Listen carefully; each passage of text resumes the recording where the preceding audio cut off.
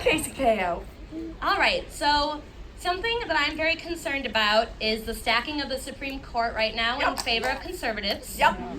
I was a member and organizer of the Kavanaugh protests, and I am just very tired of people who are illegitimate, unqualified, and they don't have their moral compass straight getting into courts on a federal and local level. I was wondering if you were in favor of restructuring the size of the Supreme Court or lower level courts or adding term limits.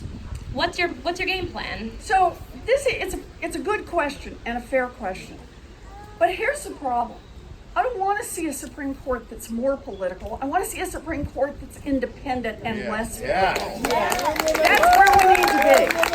Now, how do you deal with that? When the Republicans stole a Supreme Court seat from Barack Obama, are we clear on that? And when they ran through someone like Kavanaugh. So we're caught in a problem here. So here's how I'm thinking about this. I think we need to think about all the options, and that's all I want to say. We'll think about all the options, but I also want to say a second part to this. Roe versus Wade. Let's just take on the hard question right now that we know is going to the Supreme Court. If not this year, then next year, right? Or the year after.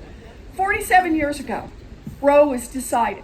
And for 47 years, those of us who believe in Roe have been playing defense. Backing up while inch by inch, sometimes yard by yard, sometimes mile by mile, state legislators have hacked and chopped and taken away more and more rights. So what I believe we need to do is, look, we got to be honest about where we stand as a country. I've lived in America that outlawed abortion. But the truth is, a lot of women still got abortions. Yeah. Now, some of them got lucky and made it through okay. Some did not and did not make it through. But the point is, you can outlaw abortions, but it's not going to stop them. And rich women are going to have plenty of access to safe abortions. It's going to be poor women.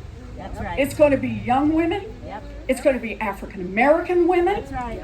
It's going to be women who have been raped.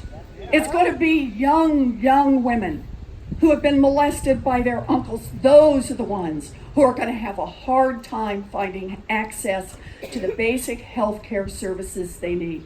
And that's why it is that about 3 out of every 4 Americans say don't overturn Roe. We believe in the basic protections of Roe versus Wade. So here's what I propose. When 3 out of 4 Americans support something, we don't have to rely on the courts.